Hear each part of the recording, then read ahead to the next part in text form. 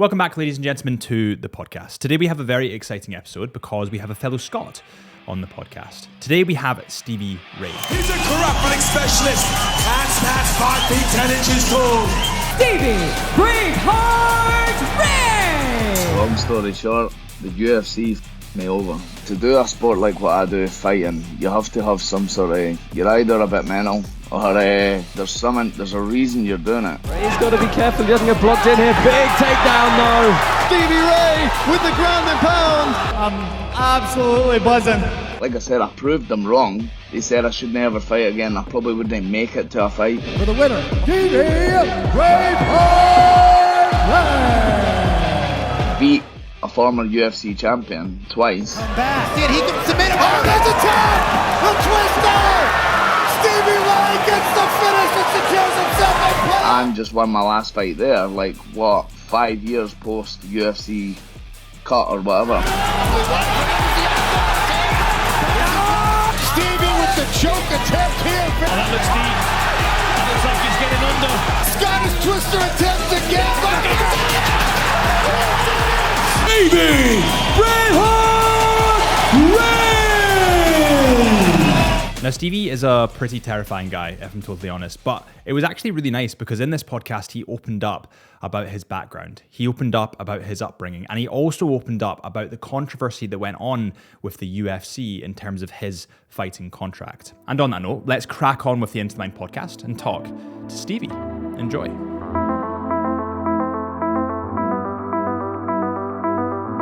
We have kind of sports people, especially on the podcast, that are ultra motivated and especially doing something as dangerous as you. They've normally got something that they're normally trying to prove something, or they're normally driven, or they're dragged. They're wanting to achieve something for themselves, or they're being dragged by something that happened in the past. The need to prove something.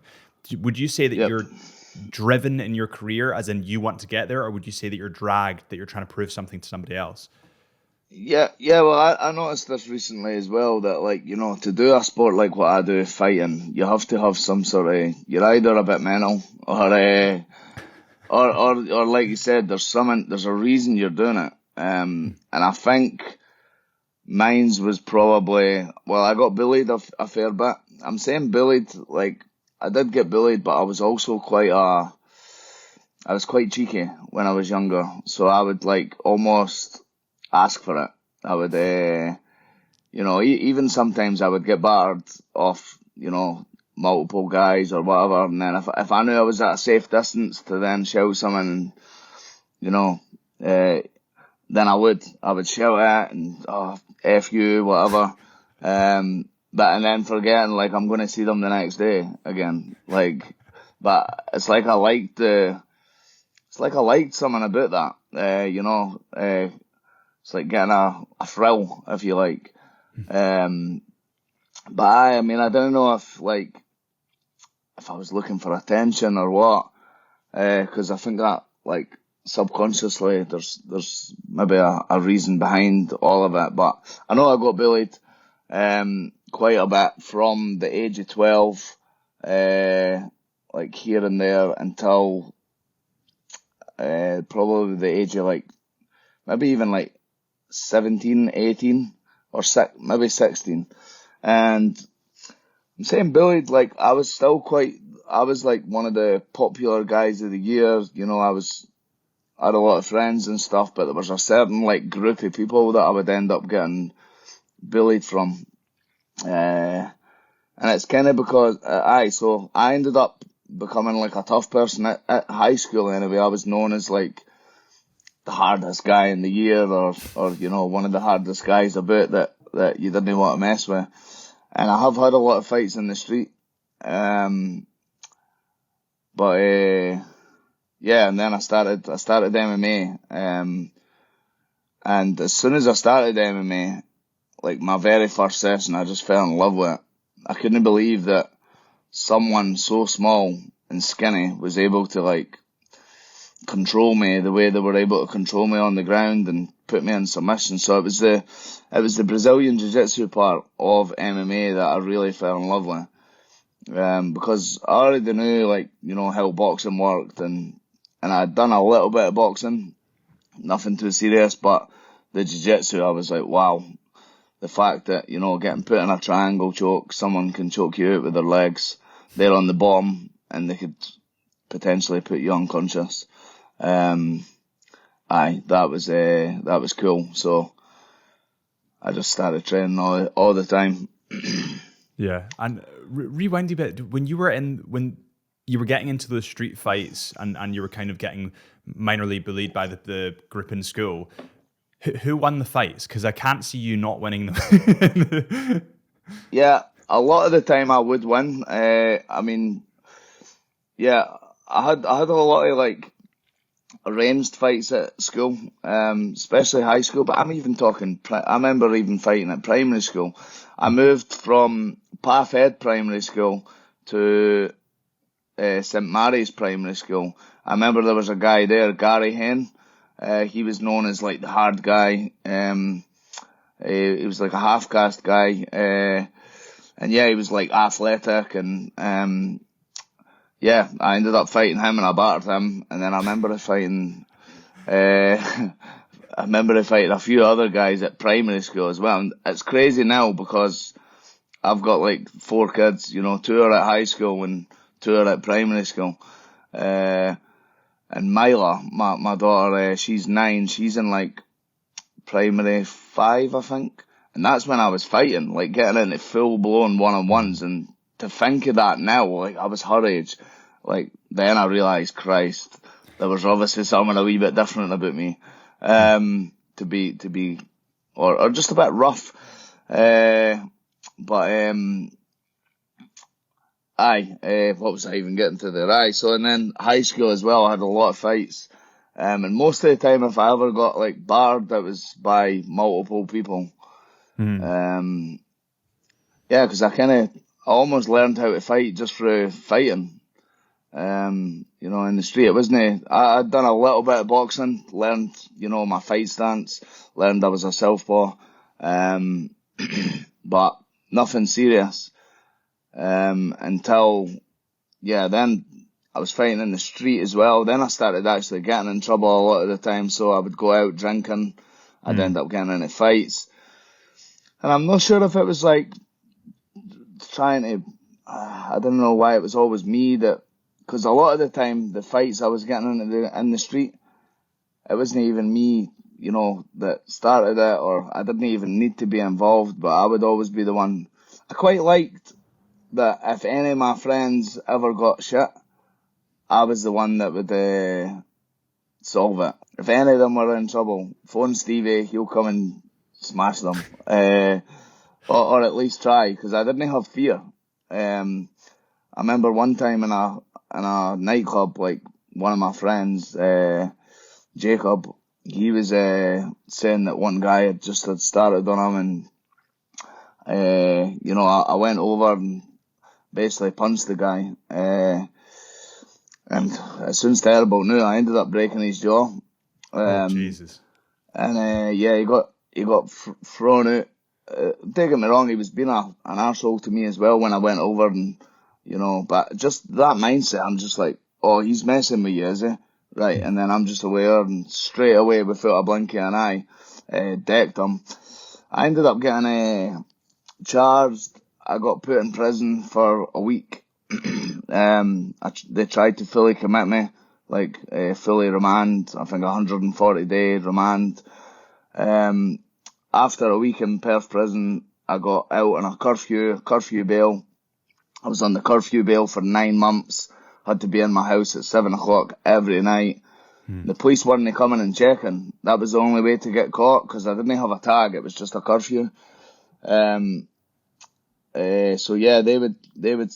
meant to come and check, but they weren't coming and checking. So, and then I started going down the Links Market, which is like quite a big show here that comes once a year.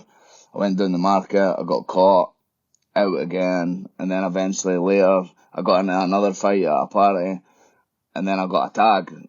Eventually got tagged for breaking the curfew. Then eventually I got not guilty because I got it proved as self-defense for the first fight or whatever, because he threw a punch at me first as well. but yeah, that's just. I mean, I don't know what that was about, but I did like knowing that my friends knew they could rely on me if they were in trouble. And do you think it was that brotherhood? Like when I look at especially rugby players, we've had quite a few of the rugby boys on, and it is kind of about that brotherhood. It's like, you know, and it kind of goes back to family roots a lot of the time as well. Sometimes they didn't have maybe that father figure that was always present, so they kind of joined up with the group of the lads. I mean, you see it in the military all the time. Some of these people have unfortunately broken homes. They go into the military and they find their squad, they find their group. Do you think it was maybe about that brotherhood aspect? Yeah, maybe, or just me, like, it was maybe a bit of me, like, just making sure they knew I was a real friend, or yeah, a bit of brotherhood, kind of like letting them realise that, you know, I've got you no matter what. And I know, thinking back on it, I must have had a bit of a screw loose in terms of, I just didn't have fear when it came to a fight, like, when it's, like, just your hands anyway, because the amount of times I done some stupid stuff, and I genuinely wasn't feared. Like, I remember being in Burn Island once, which is a town that's quite close to us, and obviously I'm drunk. And I remember saying to my cousin Kurt, I was like, so we had just been in fights before it, and I remember there was about 10 guys. There was me and my cousin Kurt, and I remember it just saying, and we're maybe about 17, 18, and I remember just looking at my cousin, obviously drunk, and I was just like, Kurt, if you're, what was that I said again? He'll remember it, because he couldn't believe it. He's probably got a bit of PTSD. He was a bit younger. He's maybe about 15. But I just looked at him and I says, if you're my cousin and you love me or whatever, then let's go, or something like that. And I just started running towards all of these 10 guys. And I've just started throwing punches to like 10 of them. Eventually ended up on the ground getting hammered, obviously. But just that mindset where I just, you know, I was a bit mental. And that's like one of many crazy stuff I've done, in terms of fighting in the streets. And do you think that's still, like, do you go into fights now and you still have that mentality of just no fear? Like there's just nothing there? Nah, strangely, like, I don't know, I think it's the alcohol, you know, I think it was that. Most of the stupid stuff I've done in my life is when I've been drunk. I mean, I think I've got about 9 charges, like convictions. They're all assault and breach of the peace and that sort of stuff, like nothing else. I'm not a criminal, but like just getting up to no good with fighting. And, yeah, it was, just always fighting, and every time it was drunk. So now I actually, going in a fight, I do get that same memory of, because like I said, I did have a couple of like arranged fights, and when they were arranged fights, that's when I was sober, you know, I was fine. And you even back then, you do get the butterflies, you get the fear, you know, the anxiety, and I still get that, you know, even every fight, no matter how confident I am. And since you've started training, or since you've started fighting competitively in these, you know, the UFC or mixed martial arts, whatever it is, has there been any other charges that have followed, or because you've stuck to a strict schedule, not drinking, I'm presuming you've kind of got yourself out of that? Yeah, I got charged once since being like a professional fighter. I got in a couple of fights actually. So when I just started training, so I was an amateur, I ended up in a fight. I didn't want to get in the fight, but I ended up getting in a fight and knocked the guy out with a head kick. He was known as, I'll not mention any names, but he was known as he's from kind of big family, and he had a big name, and he was probably a guy, again, I didn't want to fight him, I just defended myself, but that went a bit viral, put it that way, because I was like 19, I just knocked out this kind of bad dude, with a head kick, and And yeah, so that, but he didn't press charges. And to be honest, I probably would have got away with self-defense anyway, because that's literally what I was doing. And then another time there was 3 English guys in a pub called The Wind down Kirkcaldy High Street, and my mate Jacob, again, hope he watches this podcast and realises how much fucking trouble he got me in. So the guy, I seen this guy like messing with Jacob or Jakey, and I've walked up to him and I've just said, I went, "Here mate, if you've got a problem, then take it outside." And he just headbutted me straight away. I did not expect that at all. I just smashed the head right in me, and then for there, I've just decked him. I've punched him. I think I knocked him out. But anyway, he's on the ground and I've just like punched him a few times, and then I've realised that like he was bleeding pretty badly. And then as I've been doing that, all I felt is a thud on the back of my head. I've turned around, seen a guy obviously that's just hit me thinking it was a punch. So I've turned around, gripped him, basically battered him. I can't remember what I done to him, but beat him up. And then I've realised I'm gushing of blood. Oh my God. And it was a pint glass he smashed across my head. So then I'm looking for this third guy, cause there was 3 of them, and he's ran out the back, and I was with my mate, Elke, his nickname is Michael. But anyway, I was with him, and a few other folk, but the woman in the bar that owned the bar, her name was Kelly. She went with a guy at the time who now trains BJJ, and I wasn't friends with him back then, but I knew him, Lee Emsley. And anyway, so she was going mental, like acting like it was me, because she never seen that guy headbutted me, and then I've just been glassed. She's just seen me, like pretty much, going like smashing the 2 guys, and then looking for the third guy, like, and I was obviously shouting. I was drunk. I was going crazy. So anyway, I've came out. I phoned the police, because when I've calmed down, I'm like, oh shit, I'm gonna get charged. I'm gonna get fucked for this. I was like, you know what? I'm gonna phone the police and I'm gonna tell them exactly what happened. So I did. I phoned them. They're like, where are you? I was like, well, I'm heading up to my house. They're like, what's your address? And everybody's obviously being all sound on the phone, thinking, yeah, we'll come and talk to you. Then boom, me and Elke both got lifted. Oh God. He was raging because obviously he never done none. Yeah, we both got, I can't remember if it was a whole weekender or if it was just like the one night we got lifted. But yeah, but eventually that actually went to like trial. So basically I got charged, it went to court. This is while I'm a fighter as well. I can't remember what year. I want to say maybe 2012, 2013. So I've been training for, about 3 or 4 years. Yeah, it was a jury trial.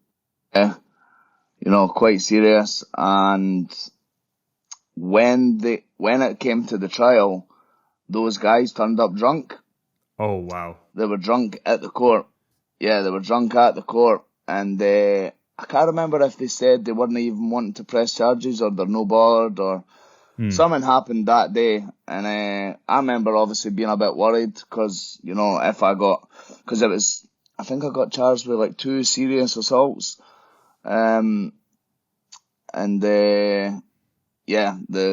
prosecutor fiscal ended up just saying like, we're not even taking this to trial. My lawyer just saying that's it, it's done. They're not even going to do it. So, but that was it. I mean, apart from that, and that was literally just, somebody's headbutted me. But yeah, alcohol. I mean, if I was drunk, you never know. Sometimes drink can make you do different things. But if I was ever out and got into some sort of bother, I would always try and avoid the situation. You know, even if I knew I could beat a guy, like, you know, I'd rather like pin somebody down. Even if they've punched me, I'd pin them down and just hold them or whatever, rather than like, you know, just beating them up. But Yeah. When you're full of alcohol, sometimes that changes. Well, especially in your profession, you see this in a lot of fighters. You know, they've got something in them. They've got this pure aggression and drive to win whatever they're doing, and that makes you numb to everything else. Like pain, it doesn't matter. You just want to win, right? There's this like ultra competitive nature. When you mix that with alcohol, it never goes well. It never goes well. Do you still drink today? Or are you off of it?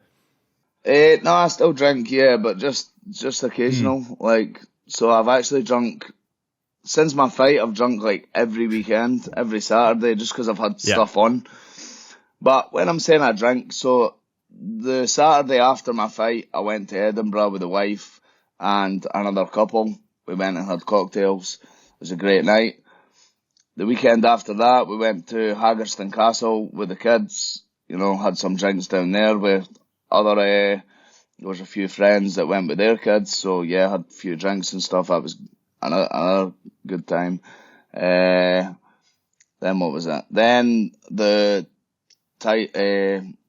Francis Ngannou fight in Ferreira. I had some of the boys round at the house because I hadn't really had a drink with the boys yet, or a catch up with the boys. It was with the wife the first 2 times. So yeah, I had them round to the house, had a drink, and then I just went. It was not the wife's birthday, so we went away to a log cabin in Stranraer, some like glamping place, which was really good. And yeah, I had a drink again. So, but I'm at that stage. I'm like, I don't like drinking that much, so I'm having a wee break for it now. But all 4 of the times were good.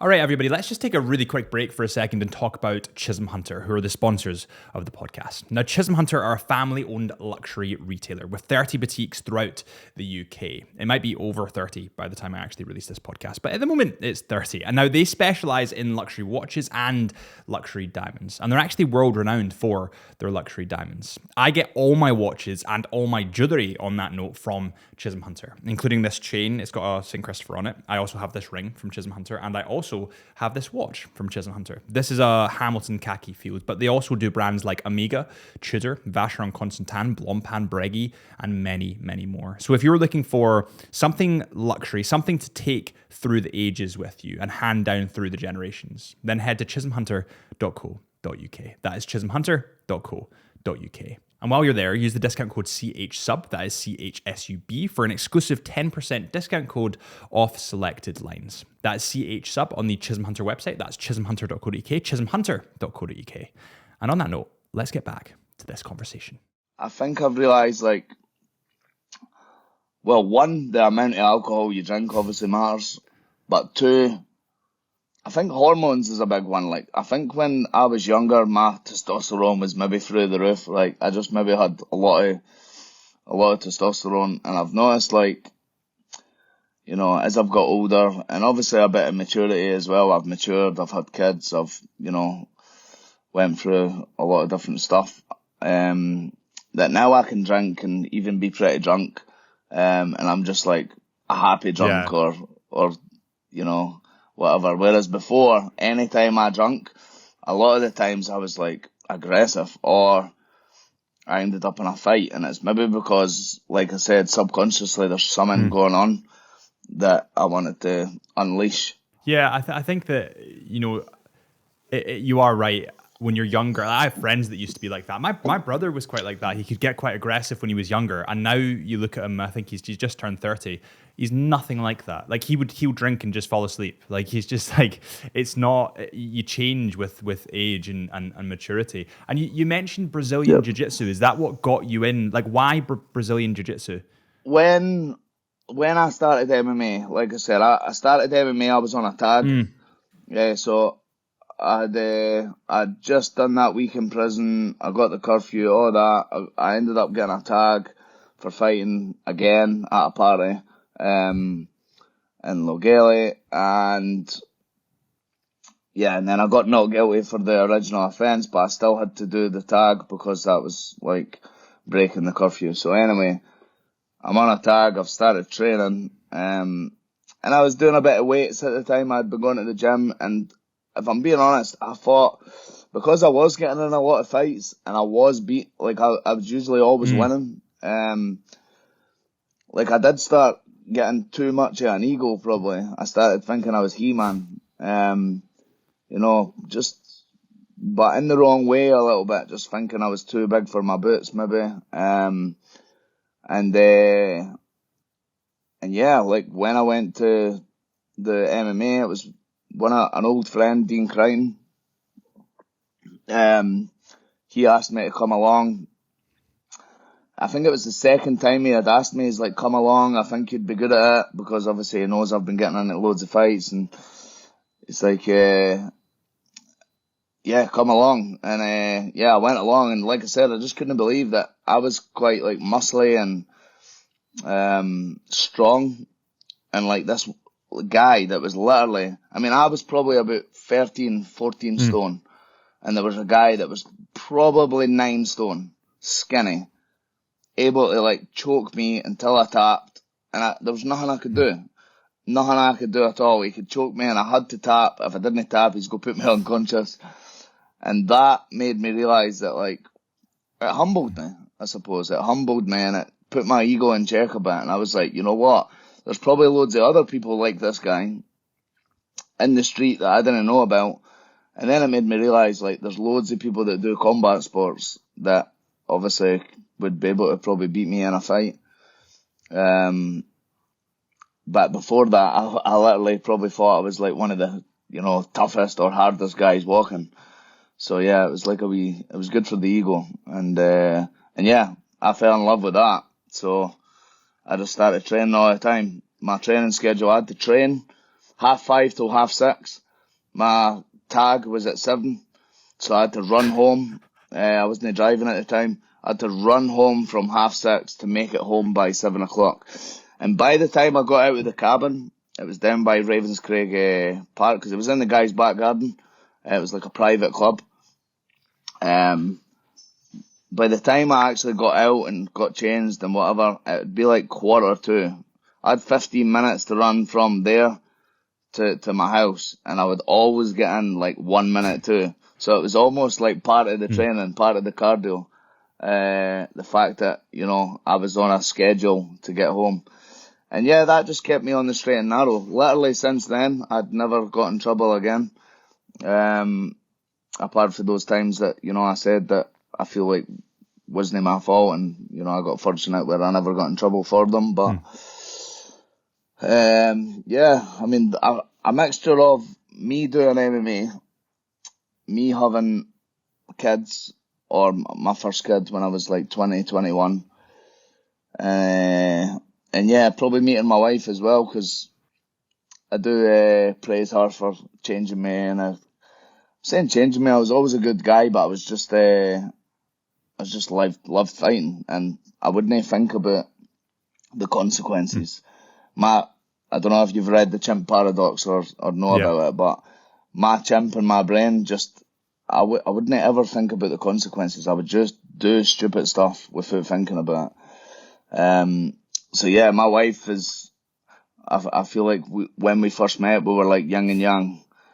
You know, I was, you know, just full of nonsense, and she was, a bit posh, if you like. Yeah. So yeah, I think we brought each other a wee bit better, because I think sometimes being too much of a posh snob isn't good either. So I think I brought her up a peg and she brought me down a peg, and we've now kind of met in the middle. Yeah. Where I've changed for the better. And would you say that fighting, I think that in life, when people are lost and they're doing these kind of things, getting into fights, drinking a lot, doing drugs, you know, it spirals out of control really easily. A lot of the time they don't have a purpose, and that's why they're doing that, because they don't know what direction they're meant to be going in. They have no purpose. And I feel like today in society, that's definitely more prevalent than ever because people are becoming lazier and lazier. Would you say that fighting in professionally, I mean, not actually in bar fights and stuff, but professionally in the UFC or the PFL, did that become your purpose? Yeah, so my purpose, I think, when I first started fighting was make a name for myself. You know, make a name for myself, make some money, so everybody would know who I am. Almost like, you know, trying to become like the Conor McGregor, but like kind of what he's done. But so yeah, just make a name for myself. Maybe not as obviously I never went anywhere near as big as him, but it was just make a name for myself so people would know who I am. I did like that, you know, because after the fights, when people, you know, would be talking about me online or I'd be in the papers, that did feel good. You know, I'm in the paper and then all of that. And it still feels good, obviously, like if I win a fight and then I see Joe Rogan sharing it and speaking about it, like that is really cool. But over time, that changed. Like I'm not as bothered about that now. That's not my number one thing, whereas it was before. My number one thing then, now, and for the last while has been just providing for my family. So that's my purpose. My purpose is to fight, to provide. And like I said, yeah, it still does feel cool. And yeah, having a purpose. I mean, I'm fortunate. I've never ever, that's one thing. I never ever got involved in drugs. I never ever took drugs. I was just drink, and you know, drink still got me in bother. But yeah, you see a lot this day anyway. Even my town alone, like absolute rife for drugs. You know, coke, crack, like party drugs. But yeah, it's I never ever got into that. But the purpose thing, yeah. I think everybody needs a purpose.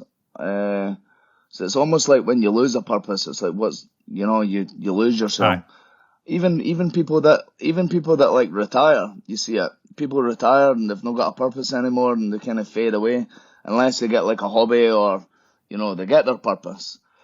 But yeah, everybody needs a purpose. Everybody needs a routine, I think. Routine's key.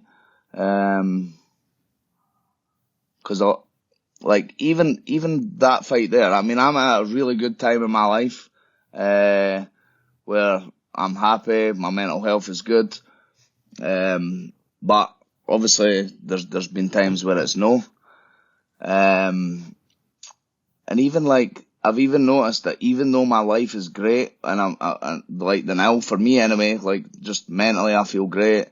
You know, I've got money, I've got my family, everything's going good for me now. But, like, after my fight, for a wee bit there, like, a couple of days ago, I'm just fucking sitting thinking what to do, and I'm bored, and I've not got my purpose now, I've not got my fight, and I could see myself almost getting into that spiral where I'm like, you know, where it could end up going bad. So find out what your purpose is. Rambled on a wee bit there, but no, not at all, and it totally makes sense. You know, when I was growing up as well, I do photography and video, so that's kind of like my thing. Prior to that, I did jack shit, and as a result of that, I just go out drinking all the time with like my friends, and then you get into trouble, you get into bother. But when you find your thing, it's like a more natural way of releasing endorphins, and it's like the preferred way, right? It's not like synthetic. When I was reading about you, there was this kind of transition from the PFL to the UFC, but then you had an injury in your knee, even though you had 4 more fights in your contract. What happened there? So basically, long story short, the UFC fucked me over. Basically, right. I didn't want to speak about it too much then, because I was kind of maybe in the hopes that they would sign me back But you know what? I'm at the point where I'm like, even if the UFC did offer me something now, doesn't fucking matter. Like PFL have treated me good, and I've realised that, you know what, UFC isn't the only be all and end all, and now PFL is getting up there. But yeah, they basically fucked me over. And I mean, I had never ever pulled out a fight in my life. So yeah, I'd never pulled out a fight apart from I didn't get a visa once for fighting Jake Matthews International Fight Week. Because I had visa issues because of everything I told you about, so I was struggling to get a visa straight away. Eventually I got visas, because I fought Joe Lozon in Nashville, and, I've then fought in America a lot of times, even in the PFL.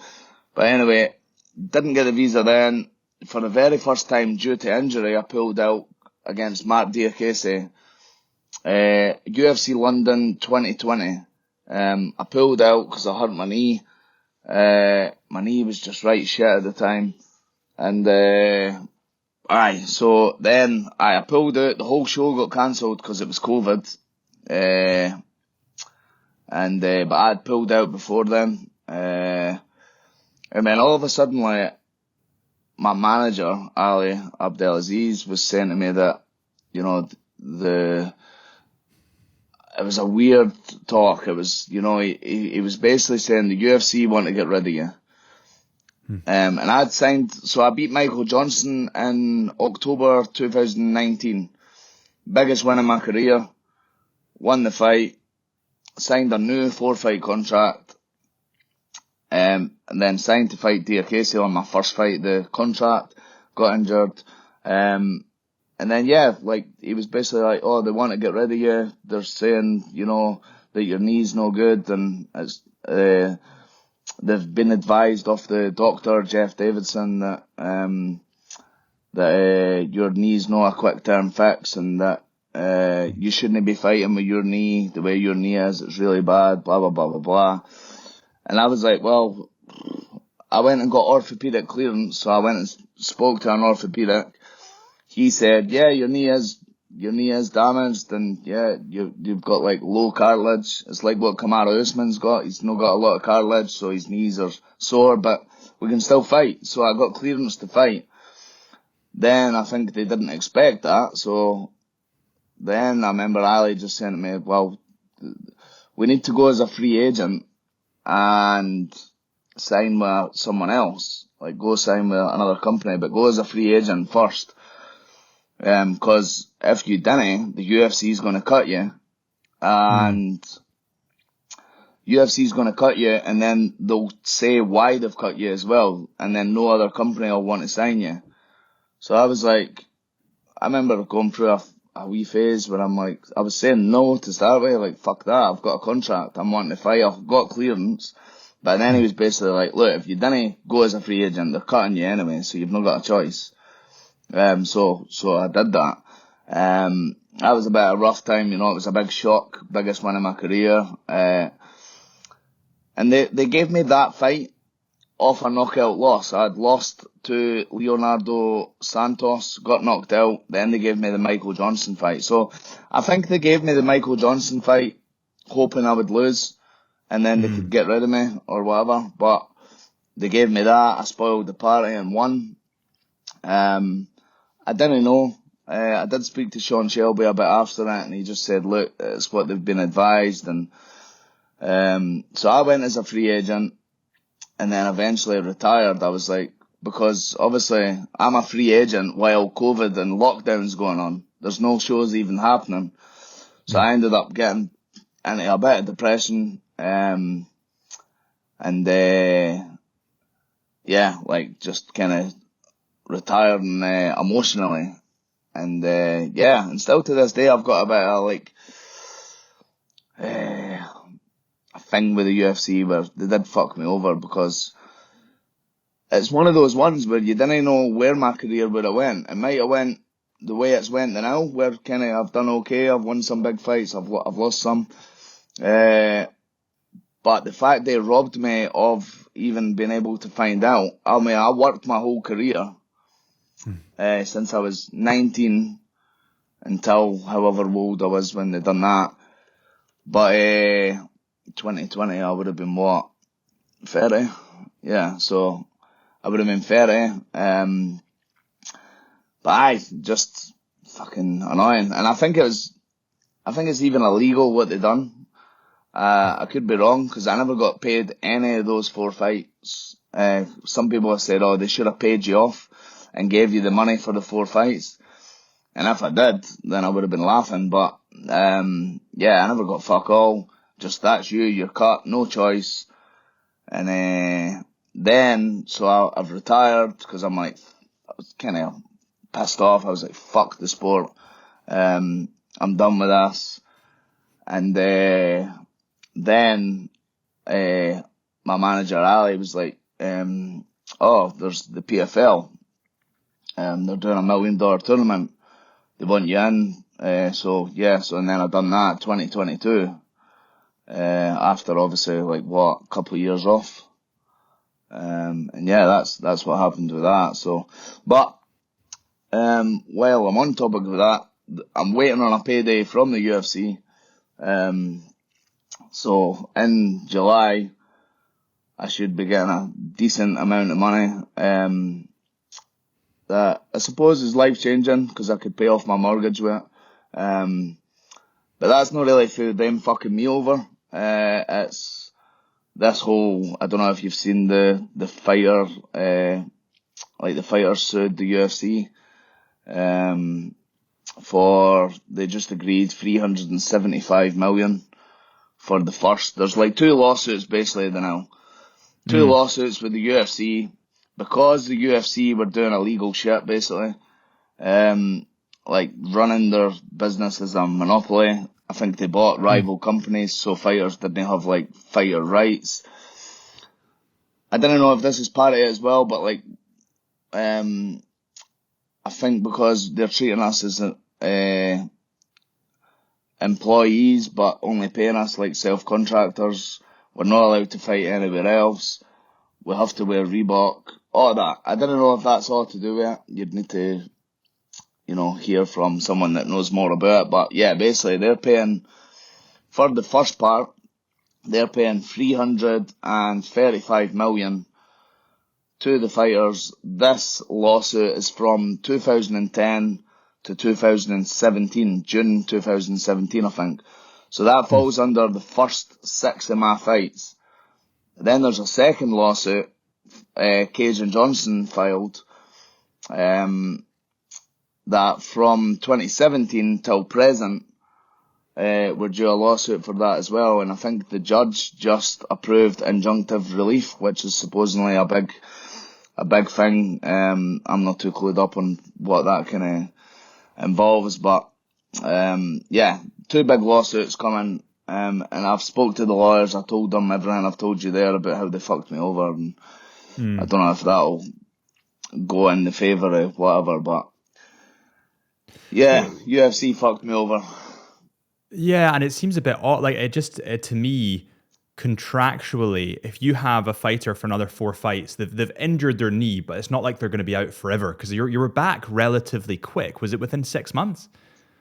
No, it was actually a wee while, but that's because I didn't fight. So it was technically a couple of years, but that was nothing to do with because of my knee. I mean, they said my knee was, and it's true. My knees are shit.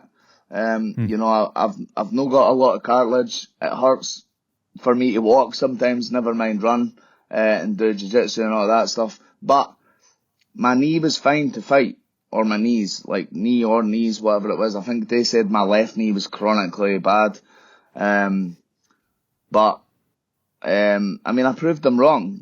Whether it's the UFC or when I spoke to the lawyers, they said that they think maybe because it was COVID, and I can't remember if I had a visa at that time or not. I don't think I did have a visa. They knew they probably weren't going to be fighting in the UK or Europe or anything like that, and it was only going to be the Apex fights. So fights at the Apex, and they would have to pay me if I was under contract but not giving me fights. He thinks it's maybe something to do with that. But again, I'm not really too sure. It's just frustrating because it's you know what? Michael Johnson still fights in the UFC to this day, and that's my last win in the UFC. And I just feel like they robbed me of an opportunity. Because you never know, how how it would have went. Like I said, I proved them wrong. They said I should never fight again. I probably wouldn't make it to a fight. Well, since then, I've had 7 MMA fights, never pulled out any of those fights, almost won $1 million in the PFL and the world title in the first year, beat a former UFC champion, Pettis, twice, and just won my last fight there, 5 years post UFC cut or whatever, 4 or 5 years later. So, yeah, I mean, I was thinking at one point, I was like, you know what, I could probably fucking take them to court, and but then I was like, the UFC, obviously, you know, they've got the top people, and they'd probably find a way, a clause or something to fuck me over, but yeah. Or they just wait it out. I think with these big companies, they'll wait it out until they essentially bankrupt the opponent. Like that's how they play it normally, is they keep delaying the court, because they've got the finances to go forever. And it destroys the fighter. Like Zara used to do that a lot of the time with they'd steal fashion designers' designs. The fashion design would rightfully so take them to court. They just delay it, and then bankrupts the person that was trying to take them to court. It's weird though, because you look at Michael Bisping, he had essentially one eye, and he was do you know what I mean? So it's just it seems weird that some things are flying and then others aren't.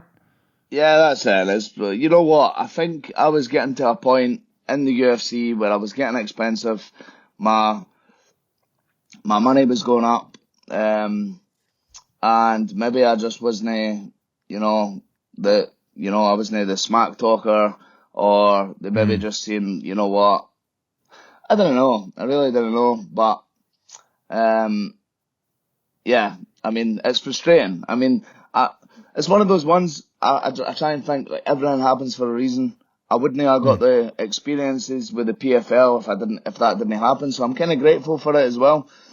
I got to meet all the good guys at PFL. Ray Sefo, Don Davis, Pete Murray, all those guys, and treated really good. I got paid good as well. I ended up getting better money in the PFL than what I was on in the UFC anyway. But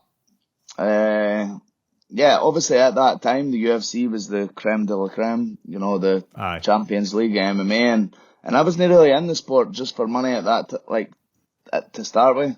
It was to try and actually get in the top 10, but potentially try and become a champion. But I mean, like I said, I'm not denying that my knees weren't, damaged, but the fact that I've fought 7 times since then for a different promotion, I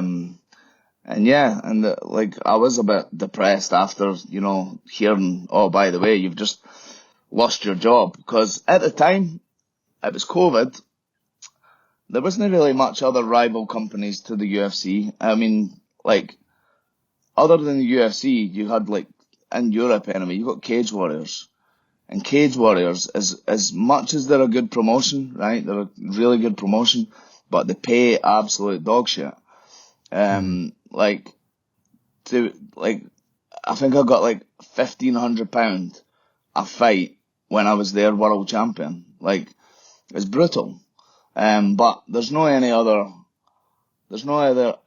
rival companies to, make them pay you more or what. And maybe that's all they could afford, I don't know. But from that to UFC money, the starting wage in the UFC is 10 and 10, which is still, some folks say is still shit. But $10,000 to fight, and then an extra 10 if you win, is obviously a lot different to what I was on before that. And to think when they cut me that I'm going to have to try and go back to that sort of money and build myself up again, and then they're probably not going to sign me. Well, maybe they would have if I went and fought and I proved that, look, I can fight, but at that stage I just wasn't willing to do that. So I minded just thinking, right, fuck, that's me done. Until obviously the PFL opportunity. Aye. And was there an inspiration for you in the PFL, or was there is there one fighter in particular that inspired you to get into fighting, or still inspires you to this day? Not really to start with. I mean, I did end up GSP. I think is one of the best of all time. He's one of the GOATs. I got to train with him. I got to spar with him. I got to do private stuff with him, and that was actually him asking me. He was fighting a southpaw at the time. So he would come up to me once he got to know me, Stevie. The very first time he was like, "Is there any southpaws in the gym?" When I think it was after sparring, and I've just kind of put my hand up. I'm like, "I'm a southpaw." He's like, "Cool, can we do some drills?" I think that's when he was maybe fighting Nick Diaz or I think it was Nick Diaz he was fighting at that time. But anyway, done some drills and got some training together and stuff. So I looked up to GSP. I liked how smart he was and how good his fight IQ was. He wasn't the best in any area, but he always knew how to win. So yeah, I would say him. But before that, just for myself, really. Yeah. Yeah. And do you have who do you think the best fighter at the moment of all time is? Who's the GOAT of all time, the best champion ever? See, people say John Jones, but it's a hard one. I mean, I think when you think of the best pound for pound, you've got to try and imagine if everyone was the same weight, who would win? So I think if Khabib was the same weight as John Jones, who would win in that fight? I think Khabib would win. I think Khabib would do his, or he'd just do his style, and I think he would beat him. And then I suppose his takedown defense would he, with his long reach and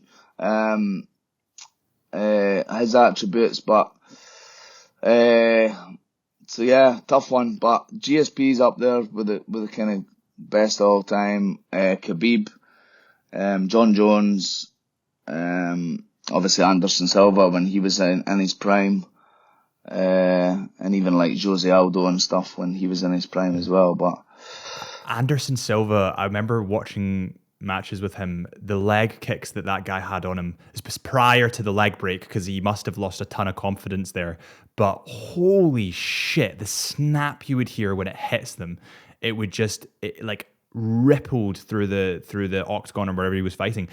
How do you train for leg kicks, and how do you not fuck up your leg? I can imagine you calf kick or something, you can just snap it. That happened to McGregor as well. Yeah, calf kicks are brutal. It's a thing that's been happening a lot more recently. People going after calf kicks because the muscle's so small.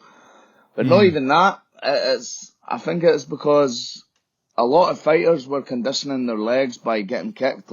Strangely, when you get hit, it kind of conditions your body to getting hit, so it stops hurting as much. And yeah, so people's quad and IT band was conditioned for getting kicked, but their calves weren't. So, but yeah, any kick, man.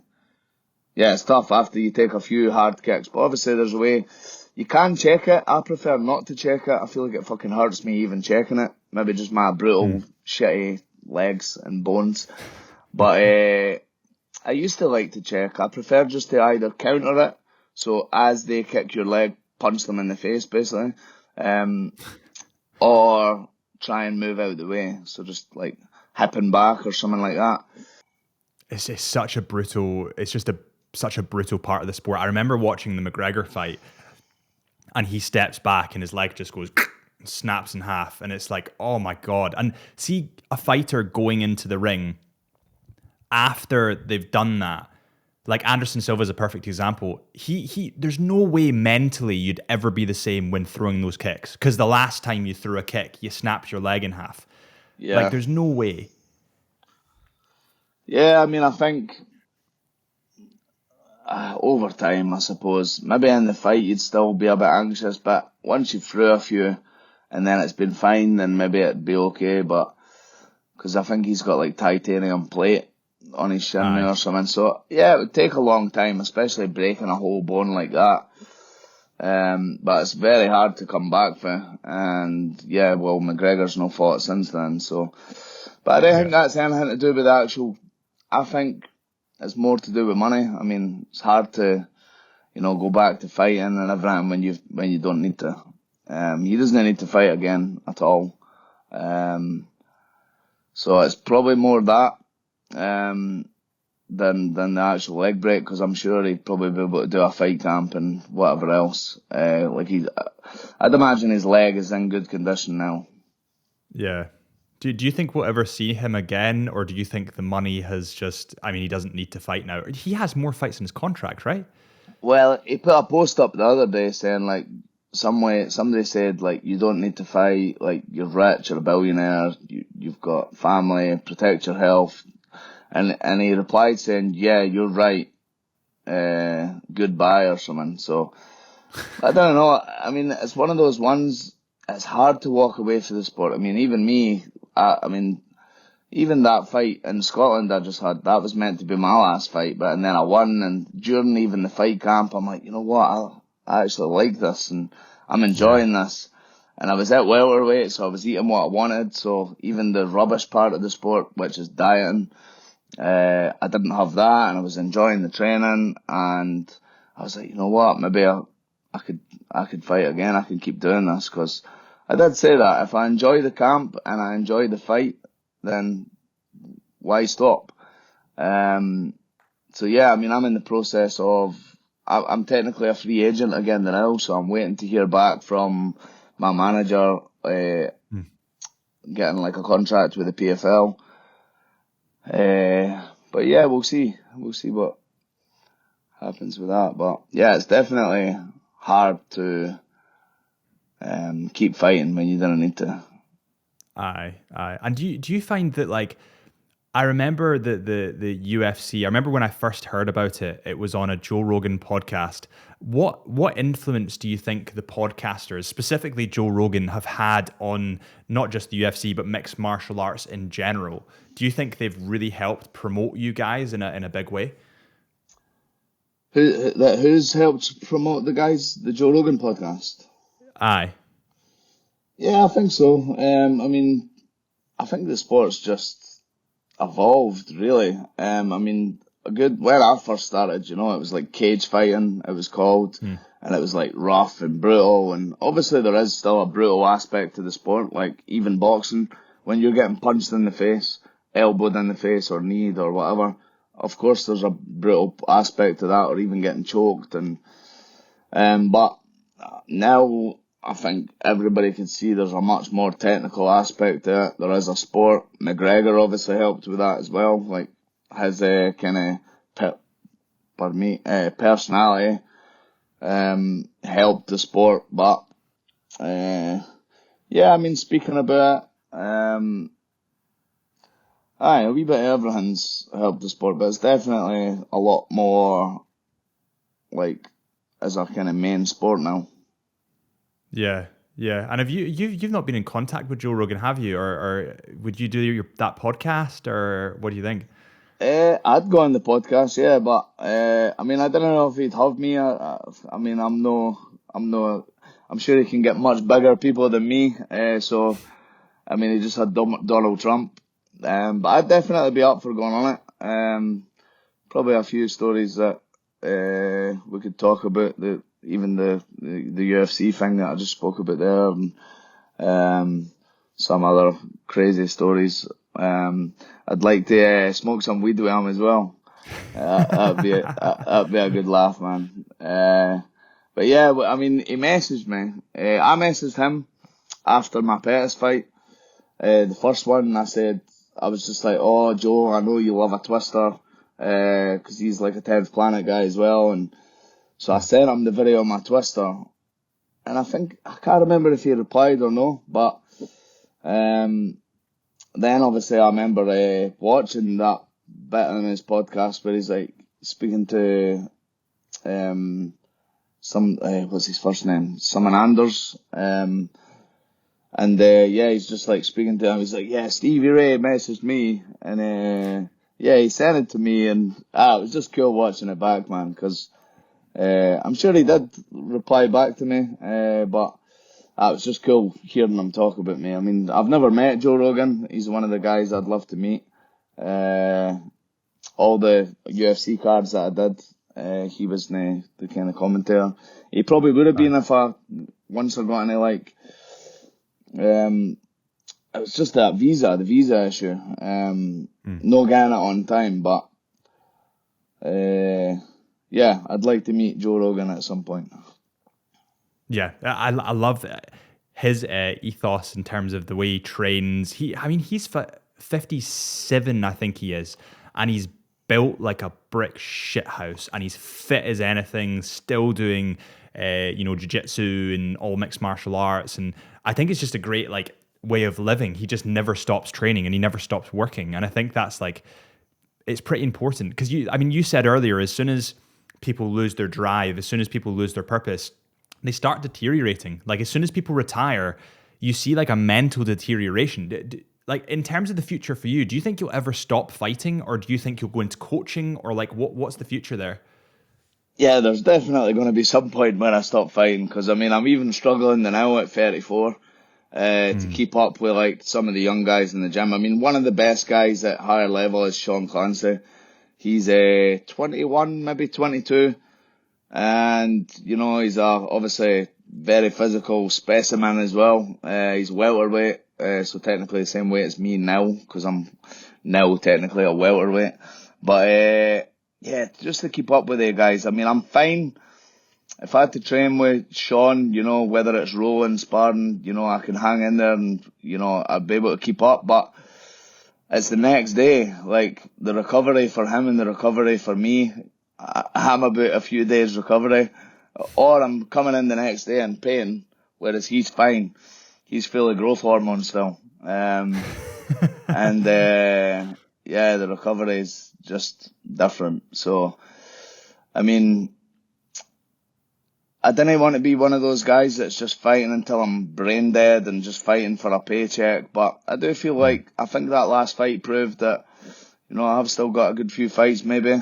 And the main thing with it all was the enjoyment, because you could lose a fight, I could win a fight that I hated the fight camp. I won the fight, but I absolutely hated it. And it's almost like, what's the point apart from money? If you're hating the camp and hating the training, hating the fight, because there was even some fights I'm like, I just can't wait until this is over. Mentally struggling to deal with the pressure and the anxiety. It's like, what's the point? Whereas, I could really enjoy a camp, enjoy the whole process, enjoy the fight process and lose, and actually prefer that. So enjoying it is obviously important. And that last fight, I enjoyed all of it. I enjoyed the training. Obviously there were some days where I'm like, oh, fucking tired and can't be bothered. But yeah, I enjoyed the camp. Enjoyed the fight week experience, the fight night. My whole family got to watch me fight. It was just brilliant. And I got the win, so that was obviously a bonus as well. Yeah, no, absolutely. And I was going to ask you regarding, you mentioned the kind of twister. What's the gentleman's name you pulled that on again? The ex-UFC champion. So I pulled it against Pettis, and then that's how I just won my last fight as well. So how many times have you done that? Because it seems like for everyone that I spoke to prior was like, you need to ask him about this. Yeah, so I've hit it 3 times. I first hit on, and I'm saying 3 times in competition. I've landed it loads in training. And even some of my training partners have landed it on me now as well, which is pretty cool. Hopefully it can start, happening on a kind of bigger stage. But yeah, Craig Ewers on Polaris, I faced him. He was a judo black belt, like really big in the judo, but BJJ black belt as well. So I done it to him. It was a little bit of a different variation. I first hit on him, and then I did a different variation of it where they turn up on top of you. So I hit that against Pettis. And then I just finished Lewis Long with that as well. So yeah, 3 times in competition. Jesus. And you're just kind of, because I've seen it before, you're kind of maneuvering their neck so that their spine is like twisted almost. Is that essentially what you're doing? Yeah, I mean, some of it's the neck, and then some of it's like I'm grabbing the shoulder, so I'm basically twisting the spine. So the first one I did more of the neck. On Pettis, I was hurting his neck as well until I grabbed the shoulder. But it was hurting his ribs, it was hurting his spine. So I've basically I'm locking the lower part of the spine. So imagine this is someone's hips, and I'm turning their hips this way. So I'm grabbing somebody's hips, turning them that way. Then I'm grabbing their upper body and turning it that way. Twister. Twisting the lower part of the spine to the right, the upper part of the spine to the left. And yeah, like the neck, the shoulder, just twisting and cranking all that up. Yeah, it's a horrible move because, like I said, I've had it hit on me as well. Can't think too many. One of my students actually, Liam Murphy, he hit on me. He actually hit it on me from guard as well because he's right bendy and long legs. It was just from full guard, and he managed to pull it off on me. And then Sean Clancy's hit on me as well, who I was talking about for higher level. He actually messaged me and said he's wanting to try and pull it off in a fight now. So hopefully his next fight he hits the Scottish Twister and gives me a shout for that. That'll be cool. How did you come up? Like, is that your? I don't want to say creation, but is that your like? Did you pioneer that, or did you see that someone do that on you in training, and you thought, I'm going to use that in a fight?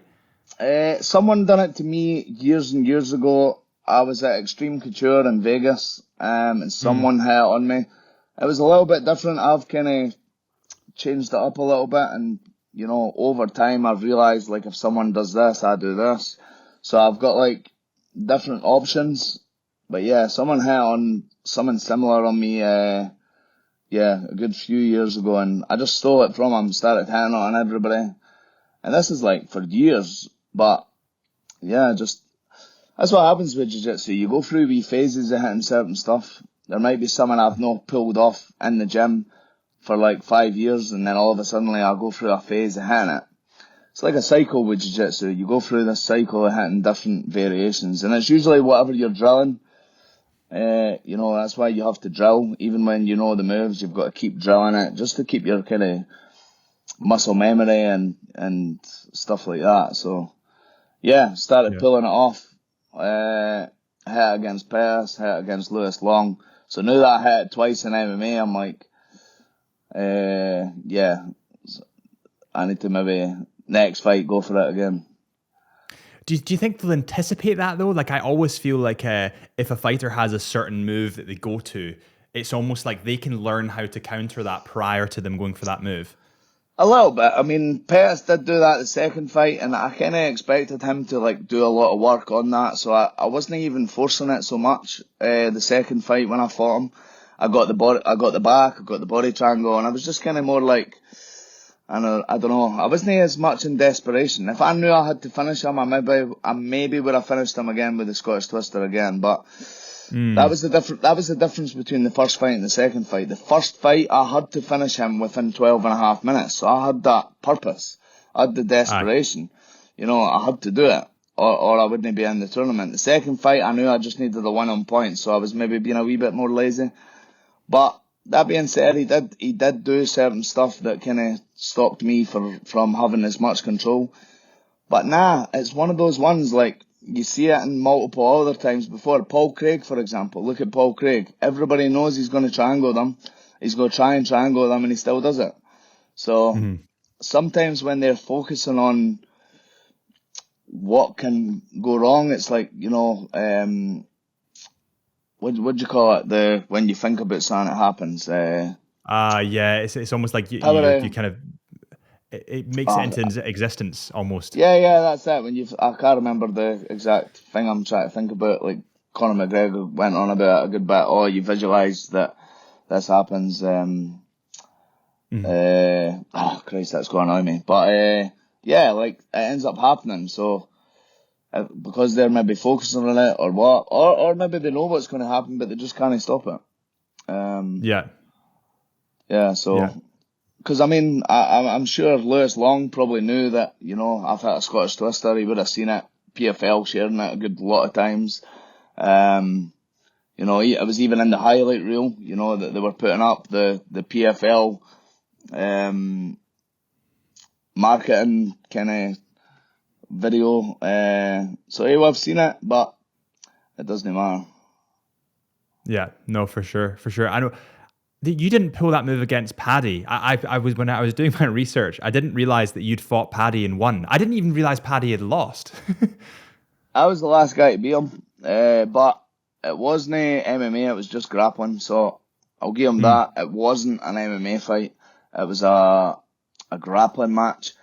But at that time, Paddy was known for being a grappler, and he still is. He's more a grappler. He's a bit of a brawler as well, but he's no like a striking specialist or that. Like, you know, his game is grappling, but he likes to bang. You know, he's got a good punch on him, probably good kicks. He's a bit of a scrapper, a bit like me, I would say, because I'm the same. I'm no like a total technical striker, but I can hit hard. I can scrap on the feet, but I'm more a grappler as well. So yeah, I beat him at his own game. It was a back and forth. Well, I'm saying back and forth. It was. I wasn't really able to hit too much on him. It was kind of a bit of a stalemate, if you like, the match. Like, if you watch the whole match. I was never in any danger of that. And then, yeah, I pulled off the flying heel hook. So that was a wee bit viral as well. Because it was like a Kezakatame, I think it's called. Quite a dangerous move. Because you're jumping onto the guy's legs and folk can, you know, you can cause a lot of injury with it. But I done it safely, posted my hand on the mat. And I think I did still end up injuring his knee, but it was nothing to do with the Kezakatame entry. It was because I had an inside heel hook on him and he didn't tap straight away. And I didn't think he actually tapped at all. I can't remember if he tapped at all, but when his knees when I heard it snap a bit, like it popped, I just let go. I was like, oh shit. And then that was the match over. And yeah, obviously I didn't want to hurt him. Like, that's not the goal is for me is just to try and win safely, never to hurt my opponent. Both has to go back, healthy, get paid, back to our families. You know, it's a job. So yeah, but at that time, obviously I'm a lightweight fighter. He's a lightweight fighter. I've just beat him at grappling. So there was talks of like, should we fight MMA? But so I did call him out after that. I was like, you know, I beat you at your own game. I think I've got better striking. I just beat you at grappling. But he was signed to the UFC, and obviously I'd just been fucked over with him. So I started trying to get like a wee thing going to basically get signed back to the UFC, because at that time I did want to be with the UFC. So yeah, some of my fans were all giving him a lot of shit and posting up memes, and I remember there was one like me cutting his head off. It was like a meme with a sword and his head was on the floor. And, but yeah, I actually like Paddy. I like his personality and stuff. So it was nothing against him at all. It was just to try and get back there. And obviously I did believe in my skill set. I did believe that I could beat him. So yeah. And that's a lot of what the UFC is. Like, especially when you look at like boxing is a perfect example. They shit talk each other to bring everyone in, and then after the fight, it's hugs, it's go get a beer, let's chill out. You know, they don't want to hurt each other. It's a payday, and you want to bring people in to pay in order for you to get paid. That's it. It's a sport at the end of the day. I mean, don't get me wrong. Sometimes you do want to hurt each other when there's like real beef. There is occasionally where there's real beef. You know, somebody said something about someone's family, or they've went too far, or something like that, where you do genuinely want, like Khabib and Conor. Khabib did want to hurt Conor. Conor probably did want to hurt Khabib. So that was like more personal. But most of the time, yeah, it's just a sport. We just want paid and we want out. We want to entertain as well. But have you ever had it when it's become personal? Like you've been shit talking a little bit, but all of a sudden they've said something and that you've been like, right, that's too far. I'm gonna. I think two fights in my whole career. It was a wee bit personal. So Scott Ward, I had beat. I'd been fighting, winning a lot in the kind of Scottish scene, and I fought a guy, Scott Ward. He was from the club I train at now. So it was the Dinky Ninja fight team. He mostly trained at a place called the D Unit, but it was still part of the Dinky Ninja fight team. Because you had the D Unit, you had the Grip House, and you had Lanark MMA, or what's called now higher level MMA. So we used to all be part as like one team. It's not really like that now. We're more kind of separate now, I think anyway. Yeah, so I was training at a place, Edge MMA, in Kirkcaldy, that local club. And I was fighting Scott Ward, and there was just things said back and forth a wee bit. I think I'd said a few things about maybe the Dinky Ninjas, or because I'd lost to one of them as well. One of my fights, my very first loss, actually, it was complete bullshit. It actually should still get removed from my record. It's the one fight that I know isn't a loss. I got put in an armbar, and I escaped the armbar. I done the hitchhiker and escaped. And then when I was on top, almost in side control, the referee stopped it. The fight was over, and I'm looking at the ref, and I'm saying, I didn't tap. He said, I know you didn't tap. I know you didn't tap. He's just snapped your arm. And I'm like, what? And I'm going like that. And I'm like, no, he's not. So he made a mistake, thinking when I bent my arm, he's thought that my arm snapped. And that was it. We couldn't reset. Like, he had made the official decision. He wasn't an unofficial referee. He was a professional fighter that they just had in reffing. Yeah, that was against Dan Hope. There's two videos on YouTube. One's a wee bit clearer where you can see I get on top. You can even pause it and see. But anyway, Dan knows as well. Nothing against him. He then later became my teammate. He's a great fighter and a good guy. But that was the very first loss of my career. That was fucking pretty shit. I'd had 12 fights in that whole year. So, yeah, December 2009 to December 2010, I had 12 fights, 7 amateur, 5 pro, won every single one of them. And then that was my first loss, which was shit. But anyway, I then fought Scott Ward. There was a wee bit of beef. He kind of headbutted me at the start of the fight. Well, we were head to head, and he's like totally rocked. Yeah, that was a bit of beef. That fight's on YouTube as well. It's not the most technical fight, but people say that were at that fight. People say that was one of the best atmospheres and fights that they've ever seen. Because the first round basically, I took an absolute hiding. He took my back, body triangled me. He was much bigger than me. He was much more technical than me. He was a purple belt. I think I was maybe a white belt at the time. And he just battered me for like 4 minutes, punched me for 4 minutes. But I kept doing enough just to move, just for the ref not to stop it. I kept almost escaping. And then, yeah, I say to everybody else, like, I'm not being anything against him, but I feel like I took his soul that night, honestly. I honestly feel like I took his soul. Like, because what beat him is, well, one, he tired his cell out trying to finish me, but I think it was more a mental thing. He had smashed me so hard for 4 minutes, and the buzzer went at the end of round 1, and I think he just couldn't believe that I was still there, I was still in it. So the start of round 2, then came out. I managed to win that round, and then he was gassed as well. He cut a lot more weight than me. I was a lot smaller, so that then played into fact. But yeah, if anybody wants to watch that fight, Stevie Ray or Stephen Ray versus Scott Ward, you've got round 1, round 2, round 3, 3 different videos on YouTube. Again, not the most technical, but quite a cool fight to watch, and the atmosphere on the night, you'll know, obviously feel the atmosphere watching it, but it was amazing. I think I sold about 120 tickets that day, just personally, and then he had sold a lot of tickets, or the Dinky Ninja people had, It was at the Albert Halls in Stirling. It was absolutely packed, hostile kind of crowd. Yeah, it was good, man.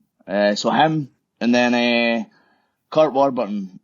I fought him 3 times, and he beat me the first time. There was no like anything there. I fought him again, and I won him points. So he beat me on points. Then I beat him on points. And then I think after the first fight, because he won the fight and I thought I won, there was a bit of like talk on social media where we're fucking back and forth, bit of arguing. So the third fight, there was a bit of beef. And I mind at the square off, he got like right. It was like, I don't know if I was in his head or what, but he got like right personal where he was trying to like get at me. I remember it going sitting down in the weigh-ins, and I mind it I'm cool, Ken. I'm just sipping my drinks and rehydrating. I look across and he's pure staring at me like raging. So he was obviously like taking it right personal. And anyway, it was in Newcastle, so that was where he was from. Yeah, again, hostile crowd. He had his fans, my fans, and I managed to stop him. I dropped him with a big left hand, and then eventually rear naked choked him. That fight, I think that fight will be on Fight Pass because it was on Cage Warriors, like UFC Fight Pass. I didn't think it's on YouTube, but yeah, you even see when I win and I jump on the cage, you see like, if you look closely, you'll see pint glasses getting thrown in the crowd because they were all right next to each other. Luckily it was plastic cups, but then I think they all started fighting after it as well. So that's the only 2 times I've ended up with some like real beef. And you know what? I prefer it. I actually prefer it. Like, I hate when I like my opponent. I hate it. Like Lewis Long was cool. He's been on ice. I'm like, fuck. I wish he was being nasty or. I prefer if I don't like them and I actually want to punch them in the face. I feel like it actually helps me. I mean, those 2 times are the only 2 times, and I stopped both of those guys. But yeah, I do know it's just a sport at the end of the day, though. But I think with some people it provides focus. Like for you, if you have genuine beef with someone, you really don't like them, potentially your personality, that provides you with focus. But when you look at, I mean, the biggest example here would be the Conor McGregor-Aldez fight, where you could see that he was so uptight and Conor McGregor was so loose that he just knocked him out straight away.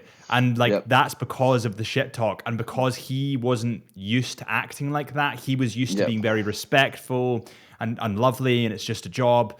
And McGregor Aldo was just in his head. Yeah, that's it. Aldo took it personal, and McGregor was just doing his show. You know, he was probably going to be nice after it, but he was taking it personal. Because that's the thing. McGregor's a showman. You know, he's I've never met him in person, but I've heard he's like, you know, this is maybe before the drugs and the fame. The money. Before the money and the fame, but he was meant to be like a decent guy, and it's all just show. I mean, I don't know what he's like now.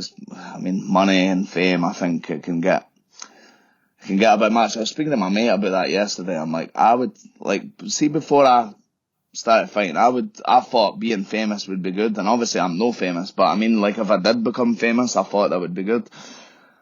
But I think it would be a nightmare. Obviously, as soon as, I think you see all the good parts, like, oh, he's on a yacht and all of that, but see if you think of, like, the bad parts, like, he can't go to any restaurant without getting hassled.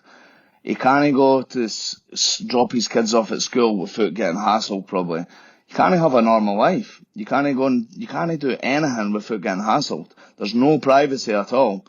And I think it would be a nightmare, being, like, extremely famous, like Cristiano Ronaldo or, McGregor or something like that. So I could be wrong. I would agree.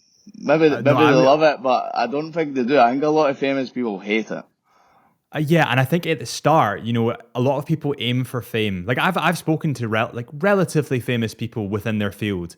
A lot of people aim for it, and then all of a sudden, as soon as they have it, they think, oh fuck, like they go, as you say, they go to a restaurant, there's someone on the side taking pictures of them. Like they go on a night out with the boys and maybe they're having a cigarette outside and somebody takes a picture and all of a sudden it goes viral. And it's like, well, you know, what quality of life is that? Like, fair enough, you've got the money, but you no longer have the freedom because your freedom's been stripped away by the fame. So it's like, it's a kind of like a, I mean, I suppose it's good and bad for some things, but I can't imagine it would be a good thing, especially if you don't have a good mental health as it is, because it would just mess you up. Do you have your own gym? Yeah. So in 2017, I started coaching when I didn't have a UFC contract at the time. I just lost to Paul Felder because I went into free agency at that point, and they never signed me back straight away, and I was kind of bored and wondering what to do, and you know, I was kind of struggling, if you like, as well. It was one time I ended up that I was really depressed in my life. I'd just been knocked out in Scotland, and I started Braveheart MMA. So I started just coaching because, like you said, I never had a purpose. Again, to the purpose thing. You know, I was like I was still training and stuff, but I never had a contract. I wasn't sure if they were going to give me a contract. It was that unknown, and I was like, I started coaching to buy some time, keep me busy. And there was a place, Arena Gym. So that was like a normal kind of gym, like strength gym and whatever. And I asked them if I could use the room to just start, like, they had like a spare room. So I was using that. I bought mats. I started coaching. It really took off quite quickly. Ended up really busy. And then I was like, look, it was really busy in that room. I asked them if I could use the bottom of the gym, which was a bit bigger.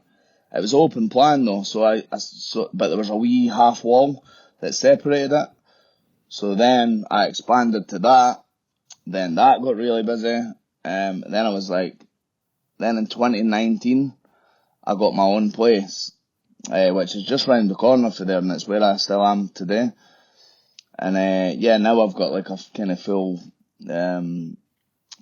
I've got a cage. I've got I'm still looking for somewhere new. I would like to get somewhere bigger, because the only problem with where I've got the now is we do have toilets, but it's like shared toilets with a massive building, so it's a wee bit of a walk to go.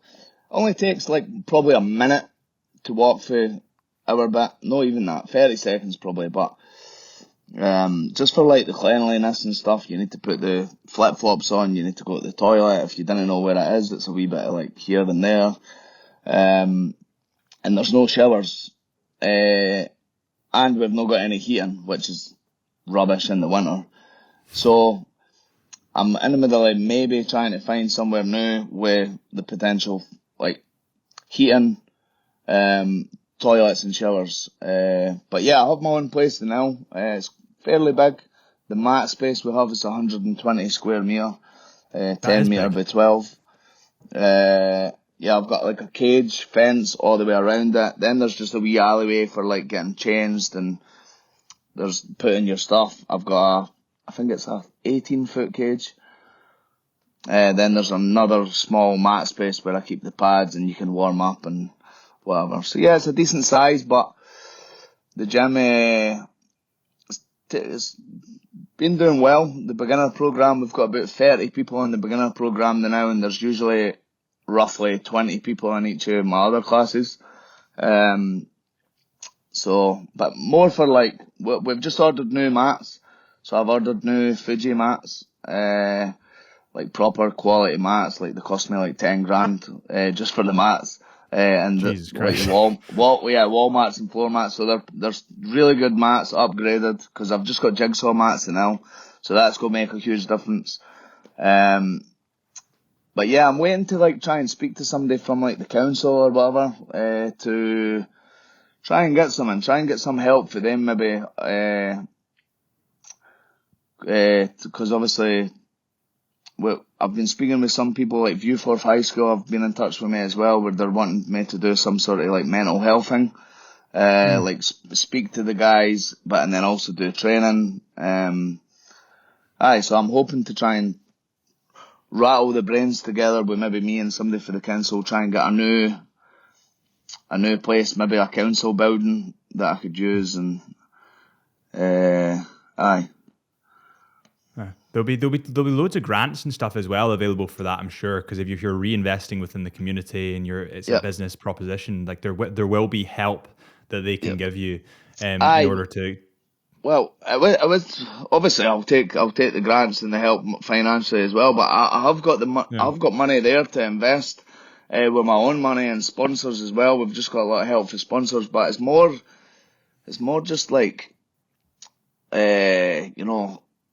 in terms of like a building or something, like, because I know how it works. Like, if I went and found somewhere, like, I've not really looked too much now, but if I did find somewhere, and they just find a way to screw you all the time, you get a bigger building, then you get screwed with business rates, and sometimes it's not even worthwhile, getting the bigger place. But the fact that I am trying to help the community with, whether it's people that haven't got a purpose, like they've not got jobs, get them in training, finding that wee bit of purpose, or mental health, people that are struggling with their mental health. I already have a lot of people that come and train with me to help their mental health, and then or their physical health, obviously, to help them with training and whatever else.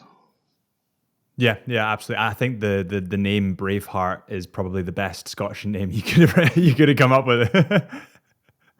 Yeah, well, I remember with my old management at the time, before I had fought in like the big scene, we were trying to think of a nickname. We were like, you know what, it would be cool for like if and when I get to the UFC, for it to like be known Braveheart. Obviously, it's being Scottish, and we just went with that, and the fact that some of my fights I had like won by pure heart, like that Scott Ward fight. Like, he was the better technical fighter. He was way more physical than me, but I won by heart that day, and so we kind of felt that it suited a wee bit because of that as well. Yeah. Is there any? I was going to ask you this actually. Is there any new exciting fighters that you would keep your eye on at the moment? Like, is there anybody that you would say they're going to be big? They're going to be big soon. From Braveheart or from my other gym that I actually train at a higher level? I'd say both. Like, overall, is there a couple of people that you think these guys are going to be big? Well, at my gym now, it's a bit too early. I mean, one of the guys that really could have went far is Bradley Scott. He's a really good striker. If he just focused a wee bit more on his grappling, he could have really went like as far as he wanted. Could have probably got him to the UFC, like but he's just had a kid. He's also got a good job, like, and that's the thing I find with a lot of people. I think everybody, there's so many people, you always hear it, oh, this person could have went places, but they never do. And I don't think it's ever to do with their physical ability. It's all the other stuff around it. So it's, how are they going to be when they hit 18? Are they going to start going out drinking? Are they going to rather be with their friends all the time? Do they get a girlfriend? Do they have a kid? And that's what separates, like, some of the greats, I feel, or even anybody that makes it, to somebody that doesn't. Like myself, like, I made it fairly good. I made a bit of money. I've provided for my family for the past, 9 years, just fighting alone. Provided for all 6 of us, bought us a house, all of that. But I feel like it was because I was able to discipline myself from the other life. Like, I had to separate from all my friends when I was going through the phase of training. So I would train, they would be going out drinking, and to start with, I was doing that. I was going out drinking still, still maybe getting in bother, drinking before fights, but then I kind of separated away from it. I had two choices then, because I'm saying my friends, but a lot of them, it was like drinking buddies. It was gathering. I did have actual friends as well that I would do stuff with when I'm not drinking, but then there was like friends of friends that you would only be with them when there's a drink. But then I had to decide, if that I felt like I had something there, with the fighting, and I liked it. I liked it that much, so I started trying to go out and not drink, so just go out sober while they were drinking, and it's terrible. Like, Oh, that's awful. it's like being around a load of drunk people. Like, and what I realised as well is that I'm actually quite like, what's the word? Antisocial? Yeah, kind of like Introvert, more introvert? Yeah, like I just didn't feel comfortable being out in a drinking place if I'm sober. Like, what the fuck are you gonna do? Stand and dance? And I'm not a dancer, I can't dance, but hey, give me, 10 to 20 drinks and I'll be the best dancer in there. So like a confidence thing. I didn't realise how much alcohol was probably giving me confidence to do anything. Yeah. So going out sober, I started realising, like, this is horrible. Like, I actually don't like even being here. So then I would sometimes do that and I would give in. I'd end up drinking, I'd end up drunk, or I wouldn't go to training the next day, or I'd then feel guilty. I'm fighting in 3 weeks' time and I was drunk 3 weeks ago. Oh no, I'm going to lose the fight now. So, and then I started realising, like, right, I'll just no go. And then obviously when I'm choosing to train and no go out drinking with my friends, you start disconnecting. I mean, they're no longer your friends because you've not seen them in that long, and yeah, I'm just in a different path. So, I mean, I was able to discipline myself to kind of do that, stay away from all the nonsense. I never got caught up in going out and taking drugs or anything like that. And I just stuck to, training. I then eventually went away to, like, TriStar. I went over to TriStar in Canada myself, which it's quite a hard thing to do. I remember the first time, like, going to another country yourself. And I remember even getting to the airport and thinking, like, I'm waiting on the person, like, there to take me, like, or the bus or whatever, like, to take me to where I'm going. I'm like, remembering, like, I'm here myself, and I've got to then find my way to get to the TriStar gym. So, it was a really good experience, but obviously tough, and know a lot of people would do that, go to another country themselves, to then do a training camp because they know it's going to better them. So, done that. Yeah, you have to be, like, I feel like to be successful in anything, you have to be slightly unbalanced, at least at the start. And, like, normally what you find is you are who you surround yourself with. And if your friends are drinking colleagues more so than friends, you need to kind of disconnect in order to grow. You need to cut a little bit of yourself away in order to grow.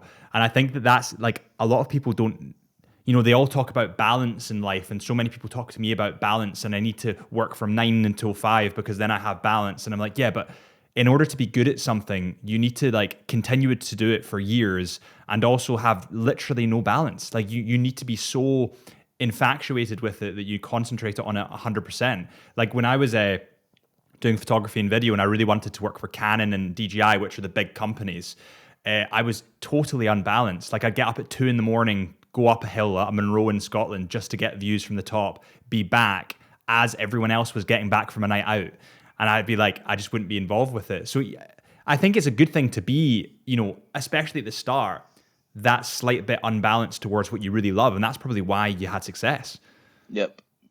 Yeah, that's it. I mean, I had to just, that's what I was getting to. Like, you have to be able to, it's discipline, I think.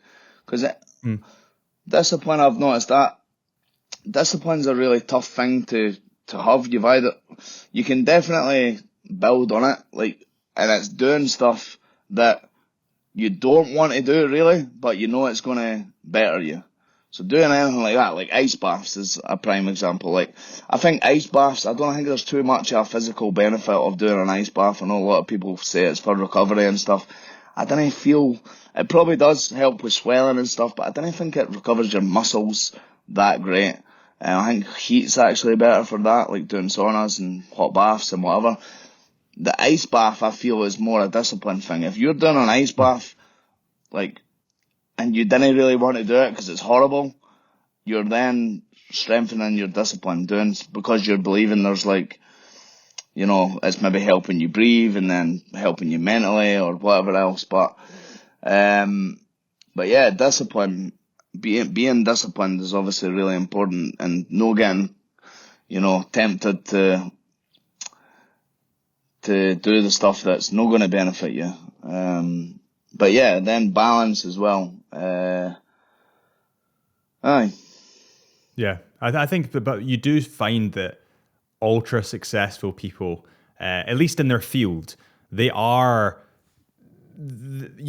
people will describe them as obsessive or like slightly, just unbalanced. Yeah, you've got to be a bit obsessed, and that's why they say, like, I've started thinking maybe I'm a bit like, see, when you hear about this, like being autistic, like my daughter's just been diagnosed with being autistic, Millie, and we never expected that at all. We know she's got something, because Christ, she's a bit crazy. She's a bit of the odd one of the kids, so we were getting her diagnosed with ADHD, and I'm undiagnosed with that as well, but I think it's a bit obvious that I've got it. But anyway, yeah, I come back and I'm like, Christ, maybe I'm a bit autistic. I don't know, but they say that autistic people can do really well and stuff like this as well. There's a lot of like BJJ guys that are a bit autistic, and they're so good at it because, they're going all in, or their brain's working a bit different. But yeah, especially with the MMA, you've got to either be all in or all out. If you want to fight at the highest level anyway, if you're fighting in the UFC and you're not all in on your sport and you're half-arsing it, you're going to get sussed out, you're going to get beat, you're not going to go anywhere, you're going to get released. So, yeah, and it's probably like most sports, if you want to be the best of the best, you got to be all in. You can't be doing it 90%, you got to be 100% in. Yeah, because there'll be other guys doing 100% that would fucking destroy you if they catch you doing 90. That's it, because, practice makes perfect. And if you're, no practicing to your full potential, and obviously you do get some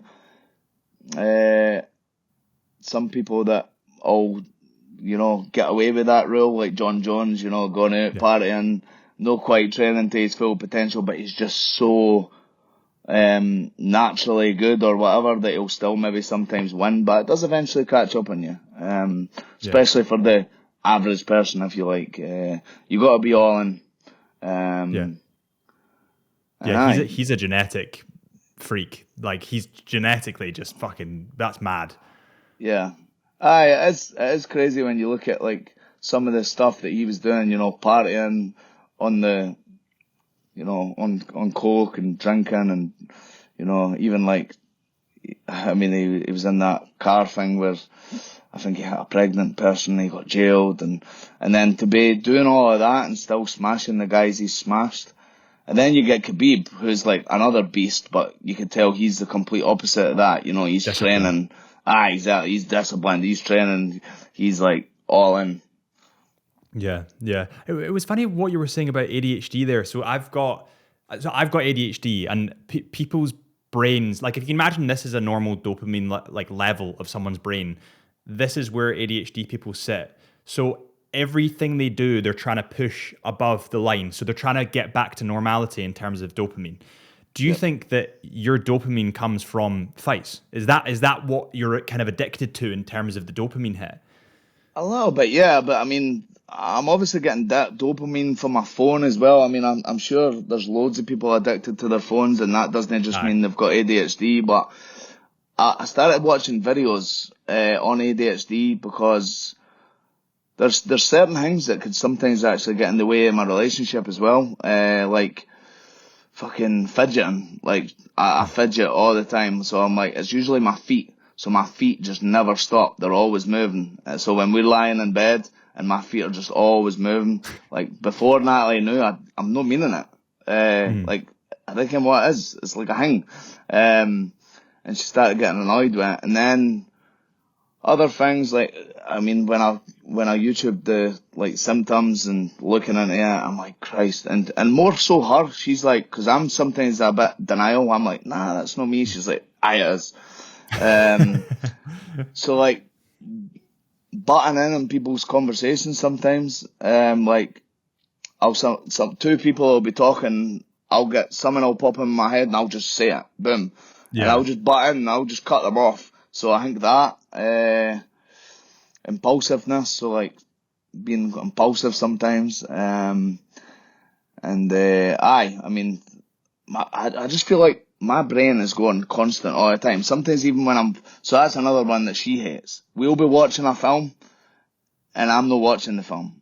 I'm thinking of like everything. So my brain's just thinking of it all the time. It doesn't switch off unless I smoke weed or do an edible. That's the only time I've noticed that I'll concentrate. But it's just going non-stop all the time. And it can get a bit much sometimes. But I've basically looked at all the symptoms and it's like I've got it, but not kind of non-diagnosed. Yeah, it's a cognitive thing as well. So people with ADHD's brain, and I struggle with it. This is one of the reasons I started the podcast, is to get better at like communicating in a healthy way. So people with ADHD, their brains kind of, because they're thinking of things so quickly essentially, and they're not able to linger on a thought for too long, if you want to describe it that way.